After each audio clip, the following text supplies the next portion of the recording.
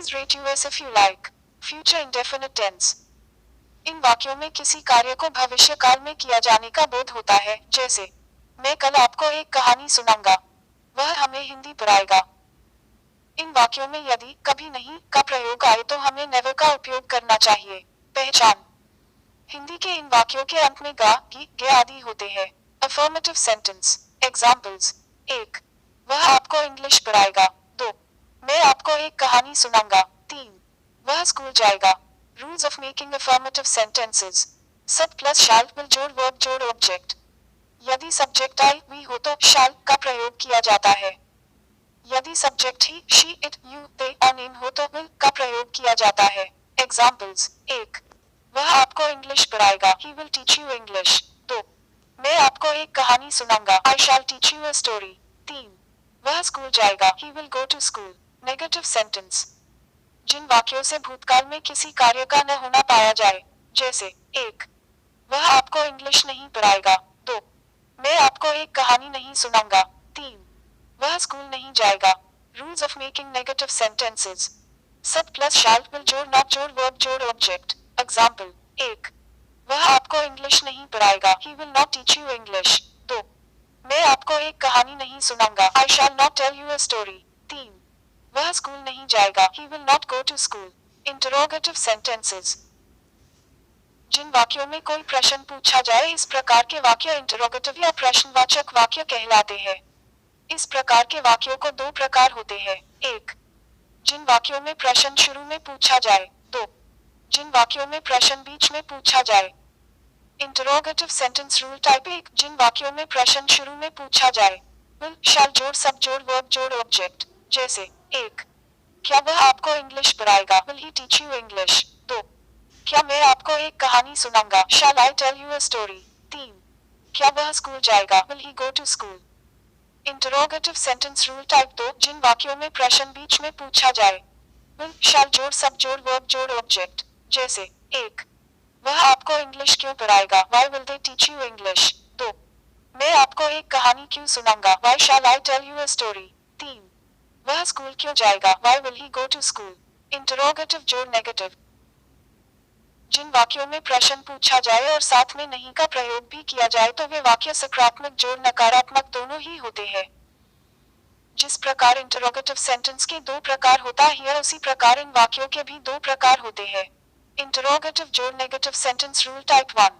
Will, shall जोड़ sub जोड़ not जोड़ वर्ब जोड़ ऑब्जेक्ट। जैसे 1.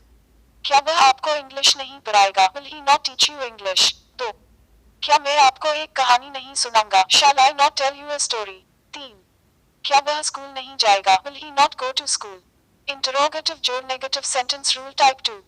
विल, शैल जोड़ सब जोड़ नॉट जोड़ वर्ब जोड़ ऑब्जेक्ट। जैसे 1. वह आपको इंग्लिश क्यों नहीं पढ़ाएगा। Why will they no teach you English. 2. मैं आपको एक कहानी क्यों नहीं सुनाऊंगा। Why shall I not tell you a story. 3.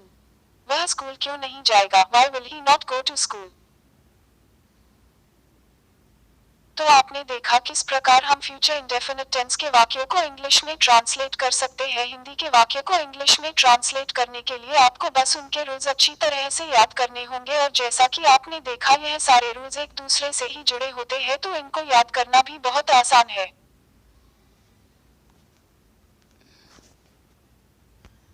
Please rate us if you like.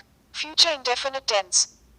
इन वाक्यों में किसी कार्य को भविष्य काल में किया जाने का बोध होता है, जैसे मैं कल आपको एक कहानी सुनाऊंगा।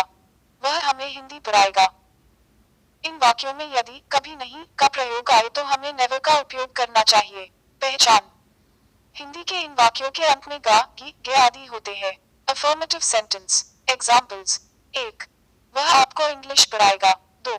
मैं आपको एक कहानी सुनाऊंगा। 3. वह स्कूल जाएगा। Rules of making affirmative sentences. Sub plus shall will जोड़ वर्ब जोड़ ऑब्जेक्ट।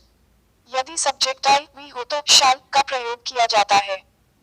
यदि subject he, she, it, you, they और इन हो तो विल का प्रयोग किया जाता है। एग्जाम्पल्स। 1. वह आपको इंग्लिश पढ़ाएगा। He will teach you English. 2. मैं आपको एक कहानी सुनाऊंगा। I shall teach you a story. 3. वह स्कूल जाएगा। He will go to school. Negative sentence. जिन वाक्यों से भूतकाल में किसी कार्य का न होना पाया जाए, जैसे 1. वह आपको इंग्लिश नहीं पढ़ाएगा। मैं आपको एक कहानी नहीं सुनाऊंगा। 3. वह स्कूल नहीं जाएगा। Rules of making negative sentences. Sub plus shall will जोड़ नॉट जोड़ वर्ब जोड़ ऑब्जेक्ट। एग्जाम्पल 1. वह आपको इंग्लिश नहीं पढ़ाएगा। He will not teach you English. 2. मैं आपको एक कहानी नहीं सुनाऊंगा। I shall not tell you a story. 3. वह स्कूल नहीं जाएगा। He will not go to school. Interrogative sentences. जिन वाक्यों में कोई प्रश्न पूछा जाए इस प्रकार के वाक्य इंटरोगेटिव या प्रश्नवाचक वाक्य कहलाते हैं। इस प्रकार के वाक्यों को दो प्रकार होते हैं। 1. जिन वाक्यों में प्रश्न शुरू में पूछा जाए। 2. जिन वाक्यों में प्रश्न बीच में पूछा जाए। Interrogative sentence rule type 1. जिन वाक्यों में प्रश्न शुरू में पूछा जाए। विल शैल जोड़ सब जोड़ वर्ब जोड़ ऑब्जेक्ट। जैसे 1. क्या वह आपको इंग्लिश पढ़ाएगा। Will he teach you English. 2. क्या मैं आपको एक कहानी सुनाऊंगा। Shall I tell you a story. 3. क्या वह स्कूल जाएगा। Will he go to school. Interrogative sentence rule type 2. जिन वाक्यों में प्रश्न बीच में पूछा जाए। विल शैल जोड़ सब जोड़ वर्ब जोड़ ऑब्जेक्ट। जैसे 1. वह आपको इंग्लिश क्यों पढ़ाएगा। Why will they teach you English. 2. मैं आपको एक कहानी क्यों सुनाऊंगा। Why shall I tell you a story. 3. वह स्कूल क्यों जाएगा। Why will he go to school. Interrogative जोड़ नेगेटिव। जिन वाक्यों में प्रश्न पूछा जाए और साथ में नहीं का प्रयोग भी किया जाए तो वे वाक्य सकारात्मक जोड़ नकारात्मक दोनों ही होते हैं। जिस प्रकार इंटरोगेटिव सेंटेंस के दो प्रकार होता है उसी प्रकार इन वाक्यों के भी दो प्रकार होते हैं। इंटरोगेटिव जोड़ negative sentence rule type 1. Will shall जोड़ सब जोड़ नॉट जोड़ वर्ब जोड़ ऑब्जेक्ट। जैसे 1. क्या वह आपको इंग्लिश नहीं पढ़ाएगा। Will he not teach you English. 2. क्या मैं आपको एक कहानी नहीं सुनाऊंगा। Shall I not tell you a story. 3. क्या वह स्कूल नहीं जाएगा। Will he not go to school. Interrogative जोड़ negative sentence rule type 2. Will shall जोड़ सब जोड़ नॉट जोड़ वर्ब जोड़ ऑब्जेक्ट। जैसे 1. वह आपको इंग्लिश क्यों नहीं पढ़ाएगा। Why will they not teach you English. 2. मैं आपको एक कहानी क्यों नहीं सुनाऊंगा। Why shall I not tell you a story. 3. वह स्कूल क्यों नहीं जाएगा। Why will he not go to school. तो आपने देखा किस प्रकार हम फ्यूचर इंडेफिनिट टेंस के वाक्यों को इंग्लिश में ट्रांसलेट कर सकते हैं। हिंदी के वाक्य को इंग्लिश में ट्रांसलेट करने के लिए आपको बस उनके रूल्स अच्छी तरह से याद करने होंगे और जैसा कि आपने देखा यह सारे रूल्स एक दूसरे से ही जुड़े होते हैं तो इनको याद करना भी बहुत आसान है।